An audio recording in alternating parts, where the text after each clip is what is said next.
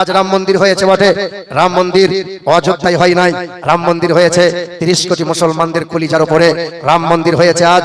কিন্তু শুনে রেখে দাও, বাবরি মসজিদ ছিল, আজও থাকবে আমাদের কলিজার উপরে। বাবরি মসজিদ কিয়ামতের আগের দিন সকাল পর্যন্ত থাকবে।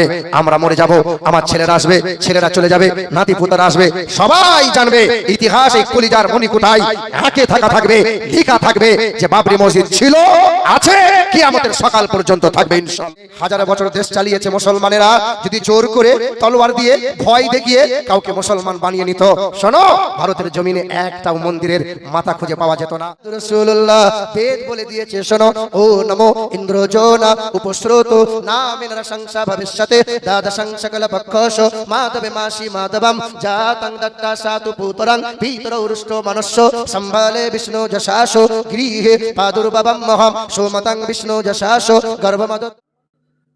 35 কোটি ভারতের মুসলমানদের কলিজার উপরে রাম মন্দির দাঁড় করানো হয়েছে, যেটা 1528 সালের মসজিদ তৈরি। কম বেশি 400 বছর বয়স ছিল সেই মসজিদের। আজ ভারতের আইন জজ ভাবের উপর, আবেগের উপরে, আস্থার উপরে আইন পাশ করিয়ে রাম মন্দিরের ঘোষণা দিয়েছিল, রাম মন্দির বানিয়ে নিয়েছে। আমার শিক্ষিত মুসলমান সুধী মানুষেরা, আমার বাবাজিরা, ভাইরা আমার, এতে কিছু নামধারী মুনাফিক মুসলমান খুব বগল বাজাচ্ছে। শুনে থাকবেন আপনারা, কিছুদিন আগে একজন মহিলা রাম মন্দির উদ্বোধন হওয়ার আগে মুম্বাই থেকে 1400 কিলোমিটার রাস্তা অতিক্রম করে হেঁটে হেঁটে অযোধ্যায় যাবে। মেয়েটার নাম হলো শবনম শেখ। মেয়ে পরনে ছিল টাইট ফিট প্যান্ট। দুজন হিন্দু ছেলে বয়ফ্রেন্ডকে সঙ্গে নিয়ে রাত কাটায় হোটেলে, দিনের বেলায় হেঁটে হেঁটে যায়, রাত কাটায় হোটেলে। এইভাবে যেতে যেতে রাম মন্দির গেল। আমার শিক্ষিত মুসলমান সুধী মানুষেরা, তার প্রোফাইল চেক করে দেখা গেল সে মুসলমান, কিন্তু তার বাপ হিন্দু ছিল, তার মা মুসলিম ছিল, লাভ জিহাদ করে বিবাহ করে নিয়েছিল। আমার শিক্ষিত মুসলমান, সেই ঘরের মেয়েটা শবনম তার নাম, ড্যান্স করে বেড়াতো, চরিত্রহীনা মেয়ে, নোংরা মেয়ে, বিশ্বা মেয়ে। ওই মেয়েটা শরীয়তের ওপর অপমান করে রাম মন্দিরে গিয়ে উদ্বোধন করাচ্ছে। আর ভারতের যারা দালাল মিডিয়া, এই মিডিয়াগুলো খুব ভাইরাল করছে খবর। দেখো দেখো মুসলমানরা, দেখো মুসলমান ঘরের মেয়ে রামের কত ভক্ত দেখো। আমার শিক্ষিত মুসলমান সুধী মানুষেরা, আসলে যে মুসলমান হবে, আসলে যে মুমিন হবে, সে কখনো মূর্তি পূজা করবে না, সে কখনো মূর্তি তৈরি করবে না, সে কখনো মূর্তি বিক্রি করবে না। এই আপনাদের 24 পরগনা বারাসাতের আন্ডারে দত্তপুকুরে মোড়ের মাথায় মন্দির করে মূর্তি তৈরি করেছিল মুসলমানের ছেলে জালালউদ্দিন, যার নাম। ও বলছে সম্প্রীতি বজায় রাখার জন্য মূর্তি তৈরি করলাম, আমার মূর্তি রাম মন্দিরে থাকবে। শিক্ষিত মুসলমান সুধী মানুষেরা, মুসলমান মূর্তি তৈরি করতে পারে না, মুসলমান মূর্তি বানাতে পারে না, মুসলমান মূর্তি বিক্রি করতে পারে না, মুসলমান মূর্তির পূজা করে না। কারণ মুসলমান বিশ্বাস করে এক অদ্বিতীয় লা শারীকা লা, সেই মহান আল্লাহর উপর ঈমান আনে। আমার শিক্ষিত মুসলমান সুধী মানুষেরা, আমার বাবাজিরা, ভাইরা আমার, কেউ দুঃখ নেবেন না, কেউ কষ্ট নেবেন না। আজ রাম মন্দির হয়েছে বটে, রাম মন্দির অযোধ্যায় হয় নাই, রাম মন্দির হয়েছে 30 কোটি মুসলমানদের কলিজার উপরে রাম মন্দির হয়েছে আজ। কিন্তু শুনে রেখে দাও, বাবরি মসজিদ ছিল, আজও থাকবে আমাদের কলিজার উপরে। বাবরি মসজিদ কিয়ামতের আগের দিন সকাল পর্যন্ত থাকবে। আমরা মরে যাব, আমার ছেলেরা আসবে, ছেলেরা চলে যাবে, নাতি পুতারা আসবে, সবাই জানবে ইতিহাস এই কলিজার মণিকুঠায় আঁকে থাকা থাকবে, লেখা থাকবে যে বাবরি মসজিদ ছিল, আছে, কিয়ামতের সকাল পর্যন্ত থাকবে ইনশাআল্লাহ। এ বাবাজিরা, ভাইরা আমার, আমার সোনার টুকরো বন্ধুরা, আমার সুধী মানুষেরা, তবে হ্যাঁ, আমরা সম্প্রীতি চাই, আমরা ভালোবাসা চাই, আমরা মানবতা চাই, আমরা ভ্রাতৃত্ব বজায় রেখে এই ভারতের জমিনে হিন্দু মুসলমান মিলেমিশে বাস করতে চাই। কারণ পৃথিবীর জমিনে নবী থেকে সাহাবায়ে কেরাম, तमाम ওলি আউলিয়া দরবেশ পীর ফকির যারা সবাই সম্প্রীতি বজায় রেখে ভালোবাসা দিয়ে ইসলাম প্রচার করেছিল। জোর করে নয়, তলোয়ারের জোরে নয়, ক্ষমতার জোরে নয়। ভারতের জমিনে হাজার বছর দেশ চালিয়েছে মুসলমানেরা। যদি জোর করে তলোয়ার দিয়ে ভয় দেখিয়ে কাউকে মুসলমান বানিয়ে নিত, শোনো, ভারতের জমিনে একটাও মন্দিরের মাথা খুঁজে পাওয়া যেত না। বাদশা হয়েছে মুসলমান, মন্ত্রী হয়েছে হিন্দু, মসজিদ হয়েছে পাশে, মন্দির হয়েছে তার কাছে। এটাই তাদের রীতি ছিল, এটাই নীতি ছিল, সম্প্রীতি বজায় রেখেছিল। আমরা হানাফি মাযহাবের মানুষ। 4 ইমামের এক ইমাম, ইমামে আজম আবু হানিফা রাহমাতুল্লাহ আলাইহি, যার আসল নাম নোমান বিন সাবিত, জবরদস্ত আল্লাহ পাকের ওলি ছিলেন, যিনি এক ইশার ওযুতে 40 বছর ফজরের নামাজ আদায় করেছেন। বছরে 5টা দিন রোজা রাখা নিষেধ। পূজা অর্চনা করো না। এই অমুসলিম ছেলেটা সন্ধ্যাবেলায় মদ পান করে, আল্লাহ পাকের ওলির বড় অসুবিধা হয়। প্রতিদিন বারবার বুঝায়, কিন্তু সন্ধ্যা হলে কে আর তারে বুঝায়? তার সামনে বোতল চাই, বোতল।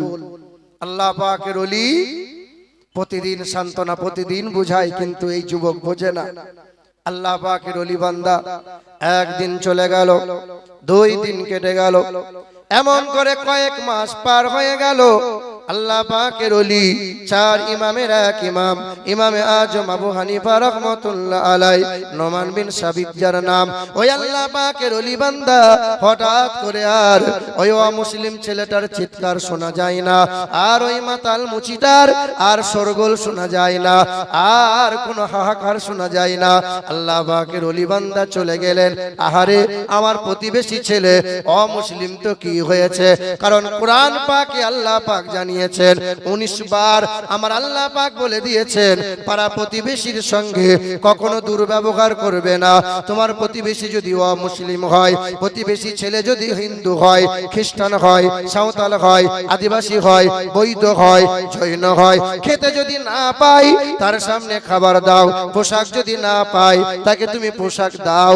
আল্লাহ পাকের ওলি বান্দা সকালবেলায় চলে গেলেন, ওই মাতালের বাড়ির সামনে গিয়ে আওয়াজ দিলেন, বাড়িতে আছো নাকি ভাই? সঙ্গে সঙ্গে মহিলা দরজা খুলে বাহির হয়। কে বাবা? আল্লাহ পাকের ফকির বান্দা মুসলমান আমার দরজার সামনে কেমনে হাজির হয়? হুজুর কি কারণে বলতে পারেন? সঙ্গে সঙ্গে আল্লাহ পাকের ওলি বান্দা বলেন, এই বাড়িতে একটা মাতাল বাস করে, এই বাড়িতে একটা অমুসলিম আমার প্রতিবেশী ভাই বাস করে। ওই ছেলেটা কোথায়? তার কি অসুস্থ হলো নাকি? তার শরীরটা খারাপ হলো নাকি? বলে না না, আর চিৎকার করবে না, আর শোরগোল করবে না। পাড়ার ছেলেরা তার বিরুদ্ধে মামলা করে দিয়েছে, তাকে জেলে বন্দী করে দিয়েছে। সঙ্গে সঙ্গে আল্লাহ পাকের ওলি বান্দা আর দেরি করলেন না, চেহারাটা ঘুরিয়ে নিলেন, বাদশার দরবারের দিকে হাজির হয়ে গেলেন। আল্লাহর ওলিকে দেখে বাদশা দাঁড়িয়ে গেলেন। হুজুর কি ব্যাপার? কি মনে করে আপনি এসেছেন? সঙ্গে সঙ্গে আল্লাহ পাকের ওলি বান্দা ইমামে আজম আবু হানিফা বললেন, ও বাদশা, আপনার দরবারে হাজির হয় আমার প্রতিবেশী এক মুসলিম ভাই, তাকে নাকি জেলে বন্দী করা হয়। ওই মুসলিম মাতাল ছেলেটার জন্য আমি মুক্ত, আমি আজাদ করাতে চাই। সে তো অমুসলিম। বলে অমুসলিম তো কি হয়েছে? সে তো আমার প্রতিবেশী, সে আমার প্রতিবেশী। সঙ্গে সঙ্গে আল্লাহ পাকের ওলির মোহাব্বতে বাদশা কি করলেন? ওই মাতালকে ছেড়ে দিলেন। মাতাল পা পা করে যায়, আল্লাহর ওলি নিজের খানকায় চলে গেলেন। মাতাল যুবক ছেলেটা পা পা করে যায়, আর মনে মনে চিন্তা করে, আমার তো জাত ভাই অনেক ছিল, আমার তো প্রতিবেশী অনেক ছিল, কেউ তো আমার পাশে এলো না, আমার পাশে একজন মুসলমান দাঁড়ায়। আহারে, এই মাতালটা বাড়ি গেল। মনে মনে চিন্তা উদয় হলো, মনটা বড় খারাপ। এতদিন যার সামনে বেয়াদবি করলাম, যাকে চিৎকার করে যার ইবাদতে ব্যাঘাত ঘটালাম, এতদিন যার সামনে বেয়াদবি করে এত তারে কষ্ট দিলাম, সে আজকে আমার পাশে দাঁড়ালো। এই মাতাল ছেলেটা বাড়িতে গিয়ে গোসল করে নিল, বিবির হাতটা ধরে বলল, চলো আল্লাহর ওলির দরবারে যাই। আল্লাহর ওলির দরবারে হাজির হয়ে গেলেন। হুজুর মাফ করে দেন, বেয়াদবি করেছি হুজুর, অনেক কষ্ট আপনাকে দিয়েছি হুজুর, আপনি মাফ করে দেন। আল্লাহর ওলি খুশি মনে 2 যুবকটাকে বুকে তুলিয়ে নিলেন। যুবকটাকে বুকে নিয়ে বললেন, খোকা চিন্তা করো না, কারণ পৃথিবীর জমিনে আমার নবী এসেছিলেন মুক্তির দাতা হয়ে। আমি কেমন করে তোমার প্রতিশোধ নেব? আমি তোমাকে কবে মাফ করে দিয়েছি, তুমি মন খারাপ করো না। বলে হুজুর আমি আর দেরি করব না, আমি কালেমায়ে লা ইলাহা ইল্লাল্লাহু মুহাম্মাদুর রাসূলুল্লাহ কালেমা পড়ে ঈমান নিয়ে এলো। আমার বাবাজিরা, ভাইরা আমার সোনার টুকরো বন্ধুরা, আমার সুধী মানুষেরা, আমরা সম্প্রীতি চাই, আমরা ভালোবাসা চাই। ইসলাম এইভাবে প্রচার হয়েছে, ভালোবাসা দিয়ে ভ্রাতৃত্ব বজায় আমরা রাখতে চাই। যেভাবে মিলামিশা ডাক বাংলা সারাপুলের মানুষ হিন্দু মুসলমান মিলেমিশে বাস করি, আগামীতেও এইভাবে বাস করতে চাই, বলে ইনশাআল্লাহ। তবে যারা দাঁড়িয়ে আছেন ভাইরা একটু বসে গেলে খুব ভালো হতো। বাবাজিরা একটু বসে যান, আর আমার যুবক ভাইরা একটু আগিয়ে আগিয়ে আসেন, একটু আগিয়ে আগিয়ে আসেন না, একটু জিকির করি লা ইলাহা, একটু আগিয়ে আসেন, বলি লা ইলাহা। কমিটির ছেলে যারা, আমার ভাইগুলোকে একটু বসতে বলেন, একটু বসতে বলেন, বলি লা ইলাহা।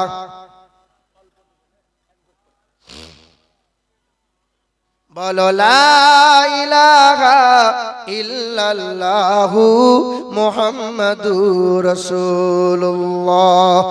আদম নবী সফিউল্লাহ, मूसा नबी कलीमुल्लाह, ঈসা নবী রুহুল্লাহ, আমাদের নবী হাবিবুল্লাহ। লা ইলাহা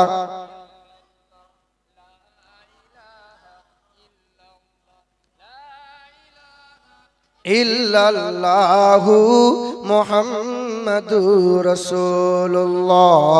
আল্লাহুম্মা সাল্লি আলা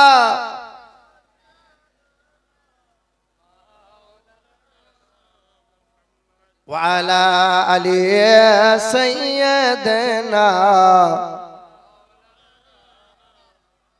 সাল্লাল্লাহু তাআলা আলাইহি ওয়াসাল্লাম। আমার বাবাজিরা, ভাইরা আমার, কিছুদিন আগে মল্লিক বাড়িতে এসেছিলাম, ওয়াজ করতে পারি নাই, চরম অসুস্থ, কয়েকদিন ধরে জ্বর আর ঠান্ডা, প্যারাসিটামল খেয়ে উঠেছি, শরীর চচ্চর করে ঘামবে।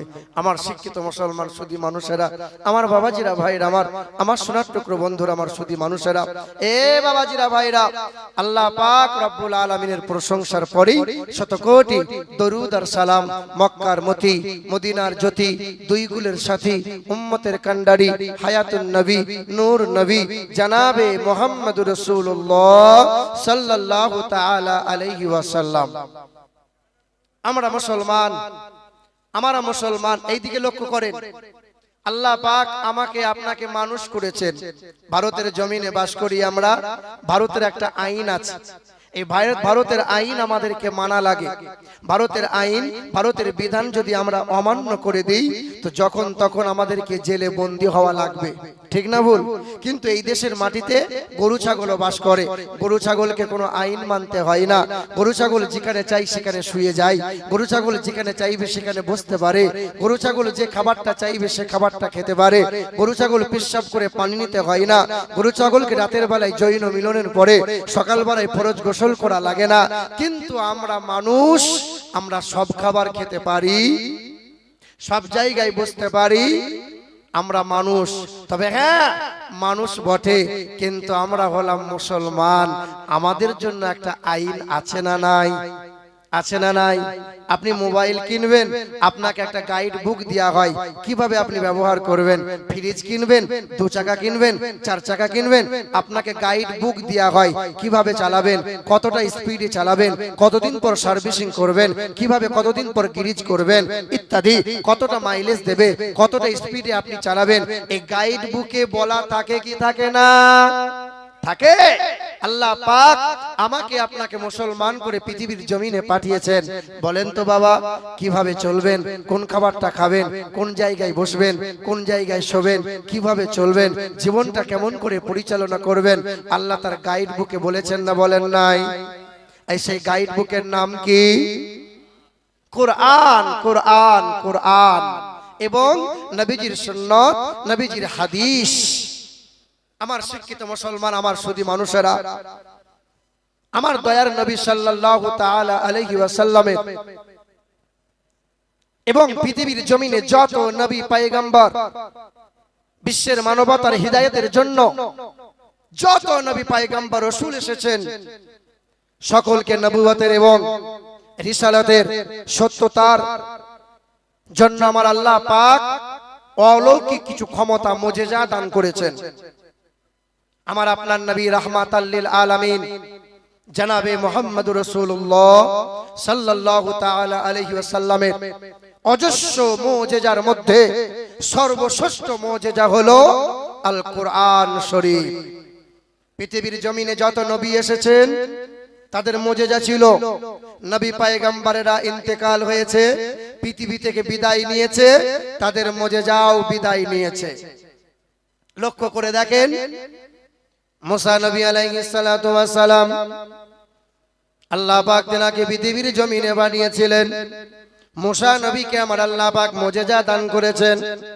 মুসা নবী যখন বগলের নিচে থেকে হাতটা বার করতেন, আল্লাহ পাক রব্বুল আলামিন এমন অলৌকিক ক্ষমতা দিয়েছিলেন যে মুসা নবীর হাত দিয়ে এমন আলো প্রকাশ পেত, মনে হতো যেন সূর্যের আলোর ন্যায় এই হাতের মধ্যে ঝলমল করে।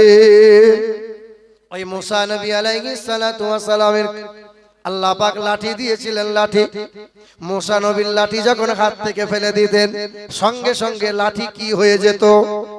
সাপ হয়ে যেত। এ মুসলমানের ছেলেরা, এ আমার বাবাজিরা, ভাইরা আমার, মুসা নবী পৃথিবীর জমিনে নাই। মুসা নবীকে আল্লাহ পাক উঠিয়ে নিলেন, মুসা নবী বিদায় হয়ে গেল। পৃথিবীর জমিনে ওই মুসা নবীর লাঠি এখনো আছে। কোন মানুষ যদি ওই লাঠিটা হাত থেকে ফেলে দেয় আর কি সাপ হবে? হবে না। মুসা নবী বিদায় নিলেন, মুজিজাও বিদায় নিয়ে নিল।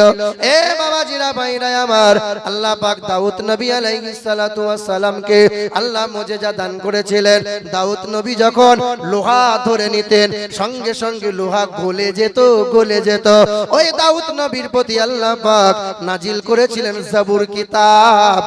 দাউদ নবী আলাইহিস সালাতু ওয়াস সালাম যখন এই জাবুর কিতাব তেলাওয়াত করতেন, আসমানে জিনরা উড়তে থাকতো, যেখানে সেখানে জঙ্গলে আজারে বাজারে জিনরা লুকিয়ে থাকতো। দাউদ নবীর জাবুর কিতাবের তেলাওয়াত শোনার জন্য तमाम জিন জাতিরা সকলে ঝাঁক ঝাঁক হাজির হয়ে যেত। দাউদ নবী নাই, ওই জাবুর কিতাব যদি জামানার কোনো মানুষ পড়ে তা জিন জাতি কি আর শোনার জন্য আসবে? দাউদ নবী নাই, তার মুজিজা আর নাই। এ বাবাজিরা, ভাইরা আমার, ওই দাউদ নবীর সন্তান সুলাইমান নবী আলাইহিস সালাতু ওয়াস সালাম 13 বছর বয়সে সিংহাসন লাভ করেছিলেন। ওই সিংহাসনে দাউদ নবীর সন্তান সুলাইমান নবী আলাইহিস সালাতু ওয়াস সালাম তিনি যখন আরোহণ করেছিলেন, ওই সিংহাসনে আরোহণ করে সকালবেলায় চোখটা বন্ধ করে দিতেন, সঙ্গে সঙ্গে 1 মাসের রাস্তা এক পলকে হাজির হয়ে যেতেন। আবার সন্ধ্যাবেলায় যখন চোখ মেলে দিতেন সঙ্গে সঙ্গে বিনা ইঞ্জিনে এই হাওয়া বাতাসের মাধ্যমে আবার 1 মাসের রাস্তা অতিক্রম করে দিতেন। ওই সিংহাসন এখনো আছে, কিন্তু ওই সিংহাসনে এখন যদি কোনো মানুষ বলে আমি উড়াবো, পারবে? সুলাইমান নবী নাই, আর তার মুজিজা। এ বাবাজিরা, ভাইরা আমার, মারিয়ামের পুত্র হযরতে ঈসা নবী আলাইহিস সালাতু ওয়াস সালাম কুষ্ঠব্যাধির গায়ে হাত বুলাতেন, সঙ্গে সঙ্গে সুস্থ হয়ে যেত। মরা মানুষের গায়ে হাত বুলাতেন, আল্লাহ পাকের করুণায় মরা মানুষ জিন্দা হয়ে যেত। এখনো ঈসা নবীর অনুসারী আছে, খ্রিস্টান বলে দাবি করে তারা। ওই অনুসারীগুলো যদি মরা মানুষের গায়ে হাত বুলায় আর কি জিন্দা হবে? ঈসা নবী নাই, তার মুজিজাও নাই। আল্লাহর নবী সাল্লাল্লাহু আলাইহি ওয়াসাল্লাম আমাদের চর্ম চোখ থেকে আড়াল হয়ে গেছেন। আমার আপনার নবী, দয়ার নবীর সর্বশ্রেষ্ঠ মুজিজা যার নাম হলো কোরআন। কোরআন, এই কোরআন এখনো আছে না নাই? কিয়ামতের সকাল পর্যন্ত থাকবে কি থাকবে না? আগারে এই কোরআনের পরশে থাকবে যারা, আল্লাহ পাকের আশিক বান্দা হয় যারা, জানেন নাকি একটা ছোট্ট কাঠের টুকরা যাকে রেহেল বলা হয়, রেহেল, যেখানে কোরআন রাখা হয়, ওই রেহেলটাই যদি কারো মানুষের পা লেগে যায়, কষ্ট হবে কি হবে না, দুঃখ হয় কি হয় না, কারণ কোরআনের ছোঁয়া পেয়েছে বলে ওই কাঠের টুকরা রেহেলের দাম বাড়িয়ে দিয়েছেন কে? ওই কোরআনে কাপড় জড়ানো হয়, আলমারিতে অনেক কাপড় আছে, পা লাগলে কারো অসুবিধা মনে হয় না, দুঃখ প্রকাশ করে না। ওই কোরআনে যে কাপড়টা জড়ানো হয়, আল্লাহ পাক রব্বুল আলামিন কোরআনের পরশে থাকার কারণে ওই কাপড়ের সম্মান বাড়িয়েছেন কি না? আল্লাহ বাড়িয়ে দিয়েছেন। কিন্তু কাপড়ের যদি এত সম্মান বেড়ে যায়, কাঠের টুকরোর যদি সম্মান বেড়ে যায়, আমরা মানুষ, আমরা মুসলমান, কোরআনের পরশে থাকলে পরে আল্লাহ পাক আমাদের দাম বাড়িয়ে দেবেন কি না? বাবাজিরা, ভাইরা আমার, আমার মুসলমানের ছেলেরা, এই আমার নওজোয়ান যুবকেরা, এই আমার সোনার টুকরো বন্ধুরা, খুব মনোযোগ সহকারে শুনি বাবা। আল্লাহ পাক রব্বুল আলামিন দয়ার নবীকে কোরআন নাজিল করেছেন, বিমা নুজিলা আলা মুহাম্মদ, বিমা নুজিলা আলা মুহাম্মদ। আমি আমার হাবিবের প্রতি কোরআন নাজিল করেছি, যে কোরআনটা নাজিল করেছি, জালিকাল কিতাবু লা রাইবা ফি হুদাল লিল মুত্তাকিন, যে কোরআনের মধ্যে বিন্দু মাত্র দুর্বলতা, বিন্দু মাত্র অক্ষমতা, বিন্দু মাত্র কোনো ত্রুটি আমি আল্লাহ রাখি নাই। পৃথিবীর জমিনে কত শত বৈজ্ঞানিকরা ওই কোরআনের ভুল বার করতে গিয়ে কলেমা পড়ে মুসলমান হয়ে গেছে। 1980 সালে ফ্রান্সের বিখ্যাত সার্জন, যে সার্জনের নাম হলো ডক্টর মরিস বুকাইলি, মক্কার জমিনে এডুকেশন কনফারেন্সে হাজির হয়েছিলেন। সকল বক্তারা কোরআনের অনুবাদ করেছিল, কোরআনের সম্মান তরজমা করেছিল, কোরআনের মর্যাদার কথা বলেছিল, কোরআনে নাকি কোনো ভুল নাই, কোরআনে কোনো ভুল নাই। ডক্টর মরিস বুকাইলি শুনেছিল, শোনার পরে চিন্তা করেছিল বাইবেলে ভুল আছে, যজুর্বেদ, রামবেদ, সামবেদে, তামাম ধর্মগ্রন্থে কিছু না কিছু ত্রুটি পাওয়া যায়। ওরা নাকি বলে কোরআনে কোনো ভুল নাই, ভুল আমি বার করব। পিসালিস সার্জেন, মমির পিসালিস সার্জেন ডক্টর মরিস বুকাইলি, তিনি কি করেছিলেন? বিখ্যাত এই ডক্টর মানুষটা রিসার্চ করতে শুরু করেছিল। কোরআন তো আরবি ভাষায়, আরবি শিখে নিল, কোরআনটা পড়তে শুরু করে দিল। 1 বছর 2 বছর নয়, 5 বছর রিসার্চ করার পর এই ডক্টর মরিস বুকাইলি সাংবাদিকদের সম্মুখে দাঁড়িয়ে মাথা নত করে বলেছিল, পৃথিবীর জমিনে বাইবেল পড়েছি আমি, জান্দাবাস্তা পড়েছি আমি, রামায়ণ পড়েছি আমি, মহাভারত পড়েছি আমি, তবে 5 বছর ধরে কোরআনটা রিসার্চ করে দেখলাম এই কোরআনে বিন্দু মাত্র কোনো ত্রুটি নাই। আলিফ লাম মিম থেকে শুরু করলাম, কুল আউযু বিরাব্বিন নাস পর্যন্ত পড়লাম, অনুবাদগুলো পড়লাম, কোরআনটাকে বুঝলাম, মাথা নত করে মানতে বাধ্য হয় পৃথিবীর জমিনে এমন কিতাব আর 2টা নাই। সঙ্গে সঙ্গে ওই মরিস বুকাইলি কালেমা লা ইলাহা ইল্লাল্লাহু মুহাম্মাদুর রাসূলুল্লাহ কালেমা পড়ে ঈমান নিয়ে এলো। নিজের নামটা পাল্টে দিয়ে নাম রেখে দিল সুলাইমান। জোরে বলো সুবহানাল্লাহ, আর একটু জোরে বলো সুবহানাল্লাহ। মুসলমানের ছেলেরা, এ নওজোয়ান যুবকেরা, এ আমার বাবাজিরা, ভাইরা আমার, পৃথিবীর জমিনে সর্বশ্রেষ্ঠ কিতাব হলো কোরআন। আর পৃথিবীর জমিনে সৃষ্টির শিরা, সর্বশ্রেষ্ঠ, বিশ্বের মহান নেতা, বিশ্বের মহা বৈজ্ঞানিক, ওই ব্যক্তির নাম হলো জানাবে মুহাম্মদুর রাসূলুল্লাহ। বলে আমরা তো হিন্দু মানুষ, তোমার কোরআনে কেন মানবো? আমাদের বেদে, আমাদের রামায়ণে কি লেখা আছে? বলে হ্যাঁ, তোমাদের কল্কি পুরাণ 2য় নম্বর অধ্যায়ের 11 এবং 25 নম্বর শ্লোকে বলা আছে, দ্বাদশং সকল পক্ষস মাধবে মাসি বাদবাম জাতং দত্তা সাতু পুতরাং পিতরৌ রুষ্ট মনুষ্য সম্ভালে বিষ্ণু যশাস গৃহে প্রাদুর্ভবম মহাম সুমতং বিষ্ণু যশাস গর্ভমদ বৈষ্ণবাম। ও নমো হতারমিন্দ্র মহাশ্বরিন্দ্রাম ইয়া দেবী সর্বভূতে শান্তি রূপে। ওং নমস্তু তস্যৈ নমঃ নমঃ ইন্দ্রজোনা উপস্রোত নামে নরসংস ভবিষ্যতে। ভাগবত পুরাণ এবং কল্কি পুরাণে লেখা আছে পৃথিবীর জমিনে মানব জাতির কল্যাণকর্তা, পৃথিবীর জমিনে বিশ্বের মহান নেতা জগৎগুরু আহারে জর্জ বার্নার্ড শ বলে দিয়েছিলেন, I believe if a man like the great scientist or prophet সাল্লাল্লাহু আলাইহি ওয়াসাল্লাম, আমি জর্জ বার্নার্ড শ বলে দিয়ে যাই, শোনো আমি বিখ্যাত বৈজ্ঞানিক জর্জ বার্নার্ড শ বলে দিয়ে যাই, পৃথিবীর জমিনে বিশ্বের 1 নম্বরের মহাবৈজ্ঞানিক যদি কেউ থাকতে হয় যীশু খ্রিস্ট নয়, আব্রাহাম লিঙ্কন নয়, লেনিন নয়, আহারে বিশ্বের 1 নম্বরের মহাবৈজ্ঞানিক তিনি হলেন জানাবে মুহাম্মদুর রাসূলুল্লাহ।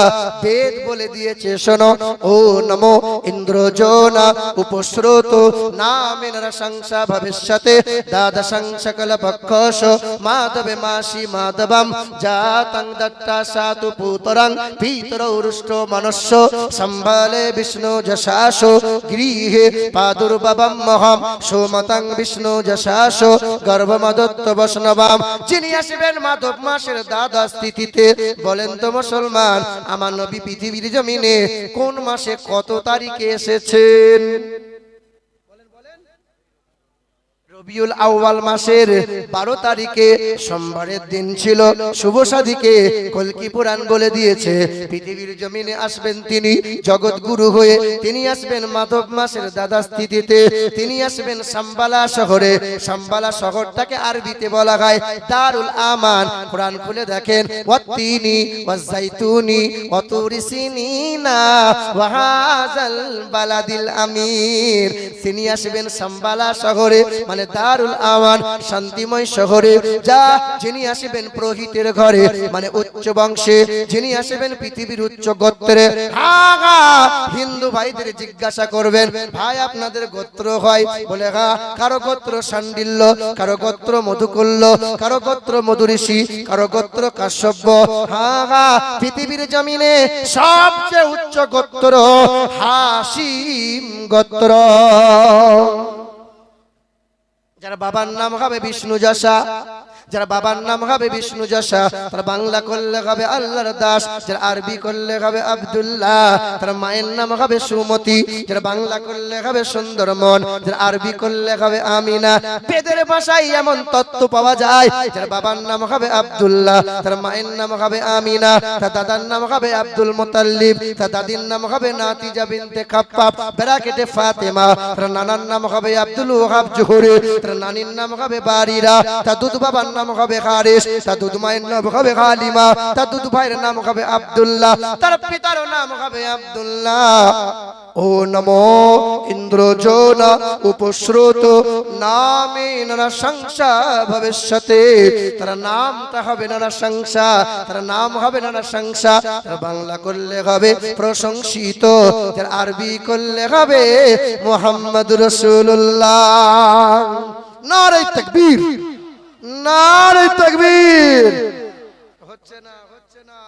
নবীজির মোহাব্বতে সকলে একটু হাতটা তুলে বলেন তো নারে তাকবীর। কিছু মানুষ হাত তোলে না, মনে হচ্ছে প্যারালাইসিস হয়েছে হাতে। ওই পার্টির মিছিল হলে তো বলতে হয় না হাত তোলো। নবীজির মোহাব্বতে আল্লাহর নামে ধ্বনি দেবেন, আল্লাহর জন্য হাত তুললে হাত কোনোদিন প্যারালাইসিস হবে হবে। কোরআনে আল্লাহ পাক জানিয়েছেন আল ইয়াউমা নাকতিমু আলা আফওয়াহিহিম ওয়া তুকাল্লিমুনা আইদিহিম। হাসরের ময়দানে এই মুখটা তোমার বন্ধ করে দেয়া হবে, হাত কথা বলবে। আজকে আল্লাহর জন্য হাত তুলবে যারা, মুসিবতের দিনে বেড়া পার হয়ে যাবে তারা। দেখি হাত তুলে কিনা। নারে তাকবীর, নারে তাকবীর। আল কোরআনের আলো, আল হাদিসের আলো, সুন্নিয়তের আলো।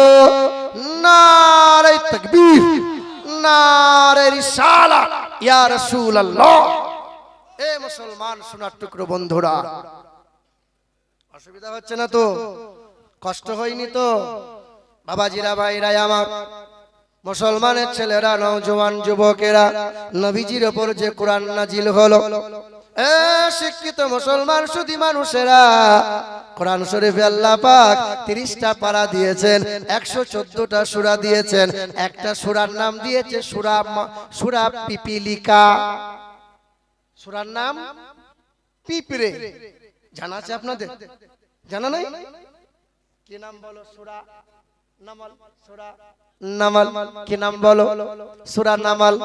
এ মুসলমানের ছেলেরা, এ নওজোয়ান যুবকেরা, আল্লাহ পাক সূরা নামালের 19 পারার 17 নম্বর পৃষ্ঠার 18 নম্বর আয়াতের 6 নম্বর লাইনে আমার আল্লাহ পাক জগতের মানুষকে জানিয়ে দেয়, ক্বালাত নামলাতু ইয়া আইয়ুহান নামলু দুখুলু মাসাকিনাকুম লা ইয়াহতিমান্নাকুম সুলাইমানু ওয়া জুনুদুহু ওয়া হুম লা ইয়াশউরুন।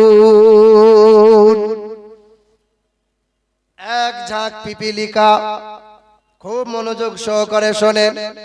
একদল পিঁপড়ে, অভিযান জালবে একদল পিঁপড়ে, পিঁপড়ে বাহির হয়েছে খাবার সংগ্রহ করবে। খুব ভালো করে শোনেন, বিজ্ঞান মাথা নত করে নিয়েছে কোরআনের কাছে। বলেন তো, পিঁপড়ের সাথে মানুষের পাশাপাশি সম্পর্ক ভালো আছে না নাই? আমাদের পাকস্থলী কয়টা? কিন্তু পিঁপড়ের কয়টা? দেহ তো এইটুকু, কিন্তু পাকস্থলী 2টা। আমরা যেমন হাট বাজার করি, পিঁপড়ে ওই রকম হাট বাজার করে। আমরা যেমন বালাখানা তৈরি করি, পিঁপড়ে ওই রকম বালাখানা তৈরি করে। আমরা যেমন সুন্দর রংচং দিয়ে লেপে চুপে বালাখানা বানাই, পিঁপড়ে ওই রকম বালাখানা বিল্ডিং করে। আমাদের যেমন প্রশাসন আছে, আমাদের যেমন রাজা আছে, পিঁপড়ের তেমন রানী আছে, পিঁপড়ের তেমন প্রশাসন আছে। 3টে প্রাণী, একটা হলো পিপিলিকা, একটা হলো উইপোকা, একটা হলো মৌমাছি। এদের মধ্যে কোনো রাজা নাই, রানী 1 নম্বরে। রানী যেটা বলবে সেটাই। সুলাইমান নবী আলাইহিস সালাতু ওয়াস সালাম অভিযানে বার হয়েছেন দলবল নিয়ে। এমন সময় সুলাইমান নবী হাঁটতেছিল, একজন নারী পিপিলিকা আওয়াজ করে বলতেছিল, ঢুকে যাও, ঢুকে যাও, নিজের বাসায় ঢুকে যাও, নিজের বালাখানার দিকে ঢুকে যাও। সুলাইমান নবী দলবল নিয়ে আসছে, পদদলিত করে দেবে, পদে মিশিয়ে দেবে, আমরা সবাই শেষ হয়ে যাব। সুলাইমান নবী, আল্লাহ পাক এমন কুদরত, এমন ক্ষমতা, আল্লাহ পাক সুলাইমান নবীকে এই অলৌকিক ক্ষমতা দিয়েছেন না দেন নাই? পাখির কথা শুনতে পারেন, পিপিলিকার ভাষা বুঝতে পারেন সুলাইমান নবী। সুলাইমান নবী বুঝতে পেরে গেলেন, এ মুসলমানের ছেলেরা, এ নওজোয়ান যুবকেরা, সুলাইমান নবী চলতেছিল, পায়ের আওয়াজ বুঝতে পারলো, সঙ্গে সঙ্গে পিপিলিকা সবাই লুকিয়ে গেল। কোরআন শরীফে 19 পারার 18 নম্বর আয়াতের 17 নম্বর পৃষ্ঠার 6 নম্বর লাইনে আল্লাহ পাক একথা জানিয়েছেন। সঙ্গে সঙ্গে জার্মানির বিখ্যাত একজন বৈজ্ঞানিক, ওই বৈজ্ঞানিকের নাম হলো ডক্টর উইলসন, ওই বৈজ্ঞানিকটা বলল, এতদিন কোরআনের ভুল পাই নাই, আজ একটা কোরআনের ভুল পেয়েছি। পিপিলিকার তো কোনো কান নাই, পিপিলিকা শুনলো কেমন করে? পিপিলিকার আছে আছে, পিপিলিকার কান নাই, তা পায়ের আওয়াজ শুনলো কেমন করে? এ মুসলমানের ছেলেরা, আল্লাহর কালাম এমন একটা ধর্মগ্রন্থ যা বিন্দু মাত্র কোনো ত্রুটি নাই। হে ডক্টর উইলসন, টাকা খরচ করো, রিসার্চ করো, 1 বছর নয়, 2 বছর নয়, 4 বছর শুধু একটা আয়াত নিয়ে রিসার্চ করেছিল। রিসার্চ করার পরে মাথা নত করে মানতে বাধ্য হয়েছিল। বৈজ্ঞানিকরা মাথা নত করে মানতে বাধ্য হয়, আহারে পিপিলিকার কান নাই, কিন্তু আল্লাহ পাক এই হাঁটু থেকে পা পর্যন্ত পিপিলিকার একটা সেন্স দিয়েছেন, ভাইব্রেশন দিয়েছেন। আল্লাহ পাক রব্বুল আলামিন এমন ক্ষমতা দিয়েছেন, পায়ের শব্দ শুনতে পায়, মানুষের কথা শুনতে পায়, এই সেন্সের মাধ্যমে ব্রেন পর্যন্ত পৌঁছে যায়। পিপিলিকার কান নাই বটে, কিন্তু সেন্সের মাধ্যমে পিপিলিকা শুনতে পায়, কোরআনের আয়াত ভুল নয়। সঙ্গে সঙ্গে জার্মানের বৈজ্ঞানিক 4 বছর রিসার্চ করার পরে মাথা নত করে কালেমা লা ইলাহা ইল্লাল্লাহু মুহাম্মাদুর রাসূলুল্লাহ কালেমা পড়ে ঈমানদার হয়ে গেল। আজকে তোমরা যারা চাইছো পৃথিবী থেকে মসজিদ সব ধ্বংস করে দেব, পৃথিবী থেকে সব মাদ্রাসা তুলে দেব, পৃথিবীর জমিনে কোরআন জিন্দা আছে। কোরআন যদি আগুন লেগে ধ্বংস হয় পৃথিবীর সব বইয়ের দোকান, তবু বিশ্ব থেকে হারাবে না পবিত্র কোরআন। ওই বাংলাদেশের একটা হিন্দু শিল্পী, তার নাম হলো নকুল কুমার বিশ্বাস, মুসলমান ঘরের ছেলে নয়। ওই হিন্দু শিল্পী নকুল কুমার বিশ্বাস বলছে,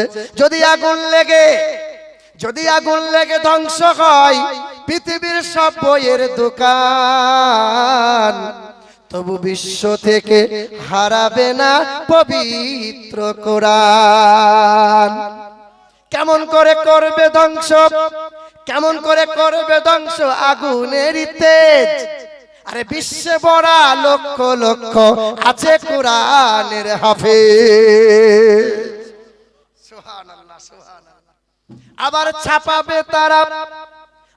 ছাপাবে তারা আসমানি গ্রন্থ, ছাপিয়ে তারা আসমানি গ্রন্থ, বাঁচাবে কোরআনের সম্মান, তবু বিশ্ব থেকে হারাবে না পবিত্র কোরআন।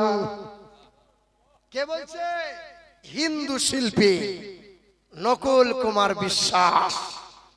বাবাজিরা, ভাইরা আমার, এই মুসলমানের ছেলেরা, আচ্ছা ওখানে যারা দাঁড়িয়ে আছেন ওরা কি হিন্দু ভাই? হিন্দু হলে বসতে বলবো না, যদি মুসলমান হলে একটু বসে যান না ভাই, কোরআনের জন্য বসেন, কোরআনের মহাব্বতে একটু বসেন, আসেন একটু বসে যান। এই যে মধ্যখানে একটু ফাঁকা আছে, একটু আগে এলে খুব ভালো হতো। এই যে ভাই একটু আগে আসেন না, একটু আগে চলে আসেন, একটু আগে। আপনারা সকলে একটু আগে আসেন, যারা দাঁড়িয়ে আছেন একটু তাকবীর দেন, নারায়ে তাকবীর, আল্লাহু আকবার, একটু তাকবীর দেন, নারায়ে তাকবীর। হুজুরের ওয়াজ চলবে তো নাকি? একটু সকলেই মিলে তাকবীর দেন না, নারায়ে তাকবীর, নারায়ে তাকবীর, নারায়ে তাকবীর। বাবাজিরা, ভাইরা আমার, না অমুসলিম ভাইদের জন্য চেয়ারের ব্যবস্থা আছে, অমুসলিম ভাইরা যারা আছেন আপনারা চেয়ারে বসুন। বাবাজিরা, ভাইরা আমার, মুসলমানের ছেলেরা, এ নওজোয়ান যুবকেরা, এ আমার বাবারা, ভাইরা আমার, শুনে রেখে দেবেন, খুব মনোযোগ সহকারে শোনেন। আহারে বারবার কথা বলতে মনে হয় ওই বাংলাদেশের একটা বামুনের কথা বলে দিয়ে যায়। বামুনটার নাম হলো শশীকান্ত ভট্টাচার্য, তার ছেলেটার নাম হলো সুশান্ত ভট্টাচার্য। পাবনা ডিস্ট্রিক্টে বাড়ি, 26 বছরের নওজোয়ান, ঢাকা বিশ্ববিদ্যালয় থেকে ডাবল এমএ কমপ্লিট করে নিয়েছিল। চাকরির তালাশ করে বেড়ায়, চাকরি যখন পায় না, বাবার সামনে দাঁড়িয়ে যজ্ঞ করে গলায় পইতে ঝুলিয়ে নিল। ছেলেটা বামুন হয়ে গেল, মণ্ডপে পূজা করে বেড়ায়, পূজা করে। কিন্তু সন্ধ্যা যখন হয় এই ছেলেটা বেদ পড়ে, রামায়ণ পড়ে, মহাভারত পড়ে। বামুন ঘরের ছেলে, আমাদের মুসলমান ঘরের ছেলেরা পড়বে না কোরআন? পড়বে? তোমার ছেলে বলছে গুড মর্নিং, গুড নাইট, আর বাপ তো খুশিতে বাগে বাগ, আমার ছেলে ইংরেজিতে গুড মর্নিং বলে। আচ্ছা বলেন, আপনার নাতি পোতা ইংলিশ মিডিয়ামে পড়ে, একাডেমিতে পড়ে, কোন মিশনে পড়ে, আপনার ছেলে ইংরেজিতে কথা বলতে পারে, সকালবেলায় গুড মর্নিং বলে, দুপুর বেলায় গুড আফটারনুন বলে, রাতের বেলায় গুড নাইট বলে। আচ্ছা কয়টা নেকি পাওয়া যাবে বাবা? আচ্ছা গুড মর্নিং মানে আপনার ভালো সকাল, তাই তো নাকি? আচ্ছা মনে করেন আমার বাপ মরে গেছে, আমার বাপ মরে গেছে, দিয়ে মন খারাপ করে বাড়ির দরজার সামনে বসে আছি, আর আপনার নাতি এসে বলছে গুড মর্নিং। আচ্ছা ভালো সকাল না আমার খারাপ সকাল? আমার বাপ মরেছে আর বলছে তোমার ভালো সকাল। আল্লাহর নবী শিখিয়ে দিয়েছেন সালাম দাও সালাম। ইয়া আইয়ুহাল্লাযীনা আমানু লা তাদখুলু বুয়ুতা গায়রা বুয়ুতিকুম, ঘরে প্রবেশ করবে তোমরা সালাম দেবে সালাম, অন্যের ঘরে প্রবেশ করো তোমরা সালাম দাও। বিবি তোমার স্বামীকে সালাম দাও, স্বামী হয়ে বিবিকে সালাম দাও, ছেলে বাবাকে সালাম দাও, কন্যা পিতাকে সালাম দাও, চলমান ব্যক্তি বসমানকে সালাম দাও, আহম ব্যক্তি উলামাদেরকে সালাম দাও। যত সালামের আদান প্রদান করবে আল্লাহ পাক জানিয়ে দেয় সালামুন আলাইকুম তিবতুম ফাদখুলুহা খালিদিন। আমার বান্দা বান্দি যখন জান্নাতে আসবে, জান্নাতের দরজায় দাঁড় করানো হবে, ওই ব্যক্তিকে অমকের বাবা বলে ডাকা হবে না, অমকের চাচা বলে ডাকা হবে না। জান্নাতের দরজার সম্মুখে তোমাকে সালাম সালাম সালাম দেওয়া হবে, ইল্লা কিলান সালামান সালামা। সেখানে শুধু সালাম আর সালাম। আজকে তো সালামের আদান প্রদান হয়, সালাম দিই আমরা। কাল যদি আপনি বাড়ি যান, সকালবেলায় আপনার বিবিকে বলবেন আসসালামু আলাইকুম জরিনার মা, তো আপনার বউ বলবে ঢং করে আর সালাম দিতে হবে না। কেন বলুন তো? জীবনে তো আপনি বউকে সালাম দেননি, দিয়েছেন? কোনোদিন তো দেননি। কবে দিয়েছেন বলুন তো? একবার দিয়েছেন। এই দেখেন, যেদিন আপনি বিয়ে করতে গেছেন, শাশুড়ি উঁকি মেরে দেখে পাথর নড়ে, জামাই নড়ে না। সেই দিন একবার ওই বান্দা সালাম জানাই, জীবনে কোনোদিন দ্বিতীয়বার সালাম দেয় না। তো বিবিকে যদি হঠাৎ করে সালাম দাও, বিবি চুমকে যাবে কি যাবে না? হ্যাঁ, আপনি সালাম দিয়ে ঢুকবেন, আপনার বাড়িতেও সালাম দিয়ে ঢুকবেন। আপনার বাড়িতে 20 বছরের আইবুড়ো মেয়েটা বসে আছে, শীতের ঠান্ডা পানি দিয়ে গোসল করেছে, থরথর করে কাঁপছে, উড়নাটা ঘরে খুলে রেখে একটু রোদের মধ্যে বসে আছে। হঠাৎ করে আপনি দরজা খুলে বাড়ি চলে গেলেন, আপনার মেয়েটা বুকে হাত দিয়ে দৌড়ে ঘরে ঢুকে যাবে, আর জিভে আঙুল কামড়ে বলবে হায় আফসোস, আমার আব্বা চলে এলো, আমার দেহর উঁচু জায়গা দেখে নিল। এ মুসলমান সোনার টুকরো বন্ধুরা, নিজের বাড়িতে প্রবেশ করার আগে সালাম দিয়ে ঢোকো, কারণ তোমার মেয়ের বয়স হয়েছে, তোমার মেয়ে আর নাবালিকা নয়, সাবালিকা হয়ে গেছে। হ্যাঁ বাবাজিরা, ভাইরা আমার, সালাম দেবেন, সালাম। কারণ গুড মর্নিং বলে নেকি পাওয়া যায় না, গুড নাইট বলে নেকি পাওয়া যায় না, গুড আফটারনুন বললে নেকি পাওয়া যাবে না। সালাম দিলে পাওয়া যাবে কি যাবে না? ছেলে যদি সালাম দেয়, বাপ কন্যাকে সালাম দেওয়া শেখায়, বিবি যদি স্বামীকে সালাম দেয়, যে ঘরে ছেলে মেয়ে নাতি পোতা সালামের আদান প্রদান বেশি বেশি হয়, ওই ঘরে আমার আল্লাহ রহমত আর শান্তি ঢেলে দেয়। ইংরেজি সব জায়গায় চলবে না। বাবার জানাজায় দাঁড়িয়ে গেলে ইংরেজি চলবে না, বাবার কবর টাঙায় গিয়ে জিয়ারত করার সময় ইংরেজিতে চলবে না, বিয়ে করার সময় ইংরেজিতে চলবে না, নামাজে দাঁড়িয়ে গেলে আর ইংরেজিতে চলবে না, চলবে তো কোরআনের ভাষা। কোরআন চলবে, কোরআন আরবি হলো আল্লাহর ভাষা, জমিনে নবী মুস্তাফার ভাষা, কবরের ভাষা, আখিরাতের ভাষা। সব জায়গায় কোরআন চলবে, আরবি চলবে, সব জায়গায় ইংরেজি চলবে না। এ আমার নওজোয়ান যুবক ছেলেরা, মোবাইলে বেশি খোঁচা মেরো না, বেশি ফেসবুক করো না, মেসেঞ্জার করো না, হোয়াটসঅ্যাপ করো না।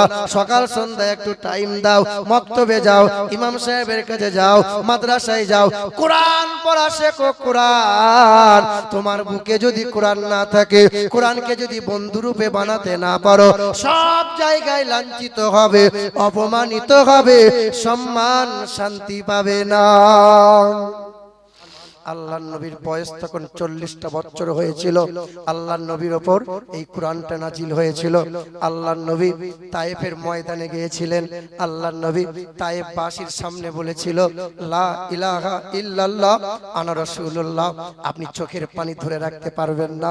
দেখেন সেদিন তায়েফের নিষ্ঠুর মানুষরা বলেছিল মুহাম্মদ, তুমি সেই মুহাম্মদ নয়, আব্দুল্লাহর বেটা মুহাম্মদ? শিশুকালে তো মা হালিমার ঘরে খেলা করছিলে তুমি, কি বলছো? আল্লাহর নবী বলেছিলেন লা ইলাহা ইল্লাল্লাহ আনা রাসূলুল্লাহ, তোমরা এক আল্লাহকে মেনে নাও, আমি নবীকে তোমরা স্বীকার করে নাও। সেদিন তায়েফের নিষ্ঠুর মানুষগুলো চোখ রাঙিয়ে বলেছিল, মোহাম্মদ তুমি সুস্থ হালতে টুকটুক করে বাড়ি চলে যাও, এখানে মরার জন্য তুমি এসেছো মোহাম্মদ, এখানে মরে গেলে মাটি দেওয়ার লোক পাবে না। আল্লাহর নবী থমকে দাঁড়ালেন। বেঈমান নিষ্ঠুর মানুষদের কথা এই রকম। সেদিন আল্লাহর নবী শুধু এতটুকু বলেছিলেন যে তোমরা এক আল্লাহর পূজা করো, এক আল্লাহর উপাসনা করো। সেদিন তায়েফের নিষ্ঠুর মানুষগুলো ছোট ছোট বাচ্চাদের হাতে মোটা মোটা পাথর ধরিয়ে বলেছিল, এই পাগল মোহাম্মদটা যাবে এমন করে মারবি যেন বেঁচে বাড়ি ফিরে যেতে না পারে। আল্লাহর নবীর শরীরে সাদা রঙের পোশাকটা ছিল। সেদিন ছোট ছোট বাচ্চাগুলো মোটা মোটা হুল হুল পাথর নিয়ে শরীরের ক্ষমতা দিয়ে এমন করে জোরে আঘাত করেছিল, আল্লাহর নবীর সাদা রঙের পোশাকটা ফেটে চামড়াগুলো ছিঁড়ে মাংসের মধ্যে পাথরগুলো গেঁথে গেঁথে বসে গিয়েছিল। আল্লাহর নবীর সারাটা শরীরে রক্তে রঞ্জিত হয়ে গেল। সাদা পোশাক আর সাদা নাই, সাদা পোশাকটা লাল হয়ে গেল। আল্লাহর নবী রক্তমাখা চেহারা নিয়ে বাড়ির ফিরে দিকে চলে যাচ্ছে। এমন সময় বেঈমানরা আমার নবীকে জনমের মতো মেরে ফেলবে বলে সবাই গোল করে ঘিরে আমার নবীকে আদর, আমার নবীকে জোর করে ধরে পাথরে ঘা মেরেছিল। একবার নয়, দুইবার নয়, তিনবার যখন পাথরে ঘা মারা হলো, আল্লাহর নবীর পিছনের দিকে মাথাটা ফেটে গেল। আল্লাহর নবীর মাথা ফাটা রক্তটা গড়িয়ে গড়িয়ে পায়ের খরমটার সাথে চামড়ার সাথে জমাট বেঁধে আল্লাহর নবী বেহুশ হয়ে লটকে পড়ে গেল। বেঈমানরা হাসতে হাসতে চলে গেল। মুহাম্মদকে জনমের মতো মেরে দিয়েছি, আর মুহাম্মদ নাই, আল্লাহ বলার কেউ রইল না, ইসলাম প্রচার করার কেউ রইল না। সেদিন কাঁদতে কাঁদতে জিবরাইল ফেরেশতা আসমান থেকে ছুটে এসে আমার নবীকে আলতো করে কোলে তুলে ওহুদের পাহাড়ের চূড়ায় নিয়ে গিয়েছিল। সেদিন জিবরাইল ফেরেশতা বলেছিল, এই ওহুদের পাহাড়, এই ওহুদ পাহাড়, যে নবীকে সৃষ্টি না করলে আল্লাহ আসমান জমিন বানাতো না, যে নবীকে সৃষ্টি না করলে তোর মতো পাহাড়কে তো আমার আল্লাহ বানাতো না, তোর কোলে আমার নবীকে একবার শোয়াবো, একটু নরম বিছানা হয়ে যা না। আজ হাজিরা হজ করতে গেলে যদি পাহাড়ের চূড়ায় উঠে তাই, যদি উঠে দেখতে চাই, এখনো চামড়ার চোখে দেখতে পাবে, এখনো জায়গাটা সমতল হয়ে আছে। আল্লাহর নবীর জন্য উহুদ পাহাড়টা সমতল হয়েছিল। আল্লাহর নবীকে আলতো করে জিবরাইল ফেরেশতা পাহাড়ের চূড়ায় শুইয়ে দিয়ে পাকনাই করে হাওয়া করতে লাগলেন। আল্লাহর নবীর চোখগুলো খুলে গেল। আল্লাহর নবী চিৎকার করে বললেন, জিবরাইল তুমি কাঁদছো কেন রে ভাই, তোমার কি হয়েছে বলো? বলে, ইয়া রাসূলুল্লাহ, আপনাকে এমন করে বেঈমানরা মেরেছে, আমি শুধু জিবরাইল নয়, আসমান থেকে কোটি কোটি ফেরেশতা জমিনে নেমে এসেছে, যাদের আগমনের কারণে সূর্যের কিরণটা আজকে আড়াল হয়ে গেছে গো নবী। সেদিন আল্লাহর নবী বলেছেন, কেঁদো না জিবরাইল, ইয়া রাসূলুল্লাহ, ইয়া হাবিবাল্লাহ, কাঁদবো না, তবে একবার আপনি অর্ডার দেন, একবার আপনি হুকুম করে দেন, বেঈমানগুলোকে ধূলিসাৎ করে দেই। সেদিন আল্লাহর নবী বলেছে, না জিবরাইল না, আমি পৃথিবীর জমিনে প্রতিশোধ নিতে আসি নাই রে জিবরাইল, আমি মানব জাতির মুক্তির দাতা হয়ে এসেছি, আমি কল্যাণ কর্তা হয়ে এসেছি রে জিবরাইল। সেদিন আল্লাহ রাসূল আমার জিবরিলের হাতটা, জিবরিলের মুখের সামনে হাতটা ধরে টিপে ধরলেন। জিবরাইল ফেরেশতা কাতর কণ্ঠে নবীকে আলতো করে বলছেন, ইয়া রাসূলুল্লাহ, আপনার খুব কষ্ট হচ্ছে বলুন, আপনার খুব কষ্ট হচ্ছে বলুন না ইয়া রাসূলুল্লাহ। সেদিন আল্লাহর নবী বলেছেন, কেন? বলে, ইয়া রাসূলুল্লাহ, আপনি মুখ থেকে বলুন না আপনার কোথায় কোথায় কষ্ট হচ্ছে, আল্লাহ শুনতে চেয়েছে, একবার বলুন না ইয়া রাসূলুল্লাহ। সেদিন আল্লাহর নবী বলছেন, জিবরাইল না, আমার কষ্টের কথা আমার আল্লাহকে শোনাবে না, আমার কষ্টের কথা, আমার মাথা ফাটার যন্ত্রণার কথা, আমার দেহে পাথর ভোঁকার পাথরে আঘাতের কথা আমার আল্লাহকে শুনিও না। জিবরাইল, তুমি আমার আল্লাহকে একটা কথা বলবে, বলো না জিবরাইল, তুমি আমার আল্লাহকে বলবে। ইয়া রাসূলুল্লাহ, কি এমন কথা? সেদিন আল্লাহর নবী বলেছেন, আমার আল্লাহকে বলো না, আমার আল্লাহ যেন আমার এই গুনাহগার উম্মত গুলোকে maaf করে দেয়। সেদিন জিবরাইল ফেরেশতা কেঁদেছে আর বলেছে, ইয়া রাসূলুল্লাহ, আমি আদম নবী থেকে ঈসা নবী পর্যন্ত দেখেছি, সংসার করেছিল তারা, কোন কোন সময় দুনিয়া এবং সংসারের মায়ায় পড়ে নিজের উম্মত গুলোকে ভুলে গিয়েছিল গো নবী। আপনি এমন একজন নবী, সংসার উজাড় করে দেন, নিজের ছেলে মেয়ের ভাবনাকে ত্যাগ করে দেন, কিন্তু 1 মিনিটের জন্য এই গুনাহগার উম্মতিকে ভুলতে পারেন না। সেদিন আল্লাহর নবীর চোখ দিয়ে গরম পানি মুবারকটা গড়িয়ে গাল বেয়ে বেয়ে পড়েছিল, আর বলেছিলেন, জিবরাইল, আমি আমার উম্মতি বিনে আমি জান্নাতে যেতে পারবো না রে জিবরাইল, আমি জান্নাতে যেতে পারবো না। আমার মুসলমান সোনার টুকরো বন্ধুরা, আল্লাহর নবীর বয়স তখন 61 বছর হয়েছিল। আল্লাহর নবী ঘরে বসে আছেন, আল্লাহর নবী হুজরা মুবারকে বসে আছেন। আল্লাহর নবীর শরীরটা খুব জ্বর ছিল। আল্লাহর নবী বলেছিলেন, আয়েশা। সঙ্গে সঙ্গে ছুটে এসে আম্মা আয়েশা সিদ্দিকা বলেছেন, লাব্বাইক ইয়া রাসূলুল্লাহ, আপনি আমাকে ডাক দিয়েছেন? আল্লাহর নবী বলেছেন, আয়েশা দেখো না, আমার শরীরে একবার হাত দাও। আম্মা আয়েশা নবীর শরীরে হাতটা বুলিয়ে বলছেন, ইয়া রাসূলুল্লাহ, আপনার শরীরটা যে বড্ড জ্বর গো নবী। আল্লাহর নবী বলেছেন, আয়েশা রে, ওই যে জাইতুনের তেলটা আছে, জাইতুনের তেলটা একটু উষ্ণ গরম করে নিয়ে এসে আমার পিঠে একটু মালিশ করে দাও না আয়েশা। আম্মা আয়েশা বলছেন, ইয়া রাসূলুল্লাহ, আপনি একটুখানি অপেক্ষা করেন। মা আয়েশা সিদ্দিকা চলে গেলেন আল্লাহর নবীর জন্য এই জাইতুনের তেলটা একটু উষ্ণ গরম করে নবীর পিঠে মালিশ করবেন বলে নবীর পিঠের কাছে দাঁড়িয়ে আছেন। আল্লাহর নবীকে বলছেন, নবী গো, ওগো নবী, আপনি পিঠের কাপড়টা তোলেন না। আল্লাহর নবী আমার পিঠের কাপড়টা এই রকম করে তুলে ধরেছিলেন, আর আম্মা আয়েশা জাইতুনের তেলটা হাতে নিয়েছিলেন। আল্লাহর নবীর পিঠের দিকে তাকিয়ে মা আয়েশার চোখটা চড়ক গাছ হয়ে গেছে, আর আল্লাহর নবীকে বলেছেন, নবী গো, আপনার পিঠে খাল খাল, গর্ত গর্ত, আপনার পিঠে এমন করে গায়ের দাগ কবে হলো গো নবী? আপনি তো কোনোদিন আমাকে বলেননি, আপনি তো কোনোদিন আমাকে গায়ের গর্ত গর্ত দাগগুলো আপনি আমাকে দেখাননি। আপনার কবে পক্স হয়েছিল গো নবী? আপনার কবে বসন্ত হয়েছিল গো নবী? সেদিন আল্লাহর নবীর পাক রুদ্ধ হয়ে গেছে। নবী কেঁদে বলেছিলেন, আয়েশা রে, নবীদের শরীরে কখনো বসন্ত হয় না রে আয়েশা, নবীদের শরীরে কখনো পক্স হয় না রে আয়েশা। আয়েশা, 10 বছর আগে তায়েফের নিষ্ঠুর মানুষরা আমাকে এমন করে গোল গোল মোটা মোটা পাথর দিয়ে ছুঁড়ে ছুঁড়ে এমন করে আঘাত করেছিল, আমার সাদা রঙের পোশাকটা চিড়ে চামড়া ফেটে মাংসের মধ্যে পাথরগুলো গেঁথে গিয়েছিল রে আয়েশা।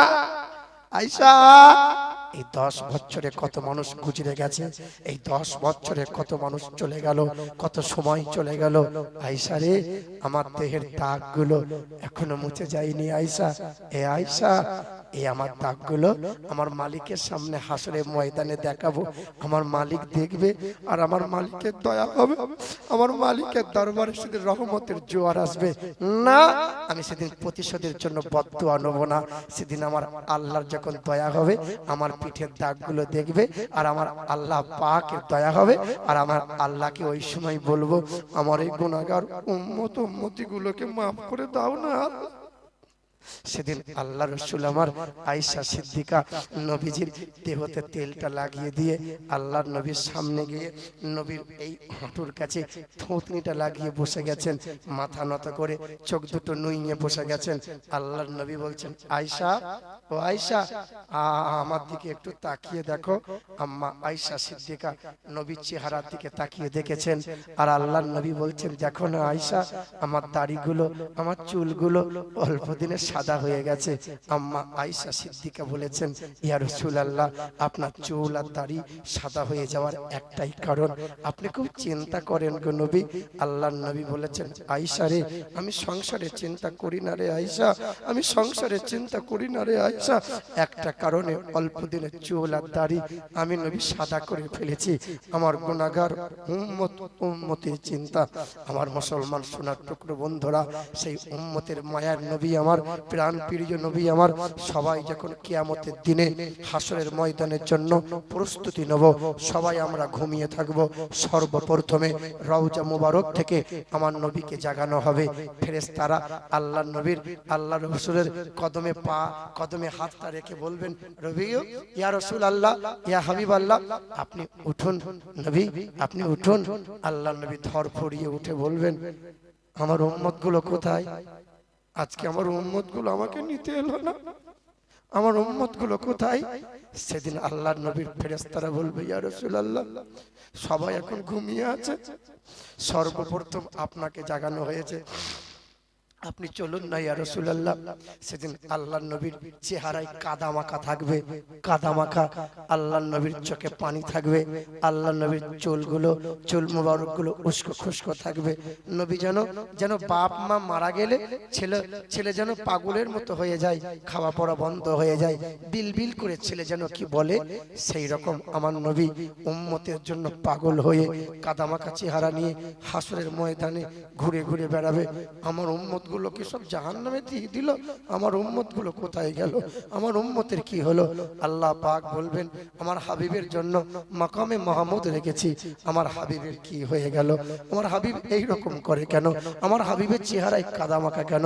সেদিন ফেরেশতারা বলবে, রব্বাল আলামিন, পৃথিবীতে অনেক নবী পয়গম্বর পাঠিয়েছেন আপনি, এটা এমন একটা নবী যে রওজা মুবারকে উম্মতির জন্য এত পরিমাণে কেঁদেছিল, যে রওজার মাটিগুলো কাদা হয়েছিল, আর কাদা মাখা চেহারা নিয়ে নবী হাসরের ময়দানে উঠেছে।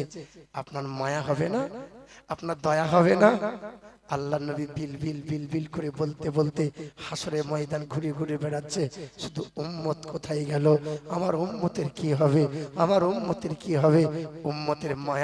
উম্মতের মায়ায় সারাটা জীবন উম্মতের চিন্তায় নবী চিন্তিত ছিল, সারা জীবন নবী উম্মতের জন্য কেঁদেছিল। আজ নবী কাঁদছেন, কাল নবী কাঁদবেন। এখানে অনেক উম্মতি আমরা নবীর আশিক দাবিদার হয়ে আছি। আমরা কেমন নবীর আশিক হলাম? নবীকে তো ভালোবাসতে পারলাম না, বিবির জন্য কান্না বেরোই, ছেলে মেয়ের অসুখ হলে চোখ দিয়ে পানি বার হয়ে যায়, নবীর জন্য চোখ দিয়ে পানি বার হয় না, নবীর জন্য কাঁদতে মনে হয় না, তাহাজ্জুদ নামাজে নবীর জন্য একটু কাঁদতে পারলাম না। আমার শিক্ষিত মুসলমান, আমরা সেই মুসলমান। নবী বলেছেন, আল্লাহ বলেছেন সুদের কারবার করো না, নবী বলেছেন সুদের কারবার করো না, আল্লাহ বলেছেন হারাম খেও না, নবী বলেছেন হারাম খেও না। আমরা সেই উম্মত, আল্লাহর কথা মানি না, নবীর কথা মানি না। ডাক্তার বলেছে তুমি এটা খেও না, তুমি গরুর মাংস খেও না, ডাক্তার যা বলে এই বান্দা তাই মানে, আল্লাহর কথা মানে না, নবীর কথা মানে না। এ শরাফুল এলাকার মুসলমানেরা, পায়ে হাত রেখে দুটো হাত জড়ো করে বলি, হারামের ধারে কাছে যেও না, সুদের কারবার করো না, লটারি কেটো না, কোরআনকে বন্ধু বানাও। অনেক মানুষ আছে কোরআন পড়তে জানে না। হে আল্লাহর আশিক বান্দা, মন খারাপ করো না, কোরআনটা সাধারণ কিতাব নয়। কোরআন পড়তে জানো না তো কি হয়েছে? মসজিদে কোরআন আছে, মক্তবে কোরআন আছে, একাকী হয়ে যাবে, কেউ নাই, কোরআনটার একটা করে পাতা উল্টাবে, আর মালিককে বলবে, আল্লাহ তুমি তোমার কালামে কি বলেছো? জীবনে পড়ে দেখার সুযোগ পেলাম না, তুমি তোমার কালামে তুমি বান্দাকে কি বলেছো? আমি কোরআন পড়তে আজও জানলাম না। বান্দা যখন কোরআনটাকে চুমা দেয়, বান্দা যখন কোরআনটাকে হাত বোলায়, বান্দা যখন কোরআনের পাতাগুলো শুধু দেখে, বান্দা পড়তে জানে না, আল্লাহর বড় দয়া হয়, বান্দার প্রতি রহম হয়ে যায়। আল্লাহ পাক বলে, দেখ আমার ফেরেশতারা, বান্দা কোরআন পড়তে পারে না, কোরআন আমার কালাম বলে, আমার কথা বলে বান্দা হাত বোলায়, বান্দা চুমা খায়, বান্দা বুকে আঁকড়ে ধরে নেয়। আমি বান্দার ছোট ছোট সকল সাগিরা গুনাহগুলোকে কোরআনকে ভালোবাসার জন্য আমি আল্লাহ মাফ করে দিয়ে চলে বলে সুবহানাল্লাহ। এই মুসলমান সোনার টুকরো বন্ধুরা, এই আমার সুধী মানুষেরা, আমার বাবাজিরা, ভাইরা আমার, এই বছরে ওয়াজের ময়দান, ওয়াজের মাহফিল হয়েছে, গত বছরেও হয়েছিল, আগামী বছরেও হবে। একটা মানুষ বলতে পারবেন, আমরা যাদের বাপ মাকে কবরে শুইয়ে রেখে দিয়েছি, বিবির জন্য বাপ ত্যাগ করেছি, বিবির ছেলে মেয়ের জন্য মা ত্যাগ করেছি, যে বাপ মা পৃথিবীর সবচেয়ে নবীর পরে বড় নিয়ামত, যে বাপ মা কবরবাসী হয়ে গেছে, 4 বছর হয়ে গেল, 6 বছর হয়ে গেল, কোনোদিন বাপ মায়ের বাড়িতে যাওয়ার সুযোগ হলো না। কত সন্তান আছে, বাপ মায়ের বাড়িটা ভুলে গেছি। আল্লাহর নবী বলেছেন প্রতিদিন একবার করে যাও, প্রতিদিন যদি না পারো জুম্মার দিনে একবার করে যাও। আমার শিক্ষিত মুসলমান সুধী মানুষেরা, কোন সন্তান যখন বাপ হারা, মা হারা, বাপ মা নীরব নগরে শুয়ে আছে, সন্তান যখন মা বাবার কবরের পাশে দাঁড়িয়ে উম্মুল কোরআন সূরা ফাতিহা পড়ে, 3 বার কুলহু পড়ে, 3 বার দরুদ শরীফ পড়ে, আর আল্লাহর দরবারে হাত তুলে বলে, দয়ার মালিক, তোমার বাড়িতে আমার মাকে রেখে দিয়েছি, নীরব নগরে শুয়ে আছে। আমার মা সারা জীবন পায়ে তেল মালিশ করে দিয়েছিল, কিন্তু মায়ের যখন জ্বর এসেছিল কোনোদিন মায়ের পায়ে তেল দিই নাই। আব্বা মা সারা জীবন পোশাক পরিষ্কার করে দিয়েছিল, বাপ মায়ের ঘরটা কোনোদিন ঝাড়ু দিয়ে পরিষ্কার করে দিতে পারি নাই। বাপ নিজের ঘাম নিজের রক্তকে পানি করে মাথার ঘাম পায়ে ফেলে আমার মতো সন্তানকে বড় করেছে, বাপ মায়ের সেবা করতে পারি নাই। আব্বা মা শুয়ে আছে, কোন সন্তান যখন কবর ডাঙায় দাঁড়িয়ে বাপ মায়ের জন্য মাগফিরাতের দোয়া করে, আল্লাহ পাক বলে সন্তানের গুনাহ আমার আল্লাহ বান্দার গুনাহকে মাফ করে। নবী বলেন তারপরে বাপের কবরটা, মায়ের কবরটা জান্নাতি হাওয়া, জান্নাতি মেওয়া আমার আল্লাহ দান করে দেয়। জোরে বলেন সুবহানাল্লাহ। এখানে একটা মানুষ নেক বাপের নেক সন্তান, নবীজির মহব্বতে চোখের পানির হাদিয়া স্বরূপ, নবীর আশিক, আগামী বছরের জন্য একটা করে 1000 টাকা 10টা মানুষ হাত তুলে পারবেন? আগামী বছরের জন্য কোন মানুষ আছেন? কি নাম? এই যে একটু হাতটা কই, কমিটির লোক কই? আব্দুল সাত্তার গাজী 1000 টাকা। আপনার নামটা কি আছে? হ্যাঁ, মতিউর রহমান। আমাদের ওই দেখেন ভাইজান, কি নাম আপনার? আব্দুল সাত্তার। কি নাম? হাজী সাহেব। আপনি হাজী সাহেব? আব্দুর রফিক সাহেব। ওই দেখেন ভাইজান,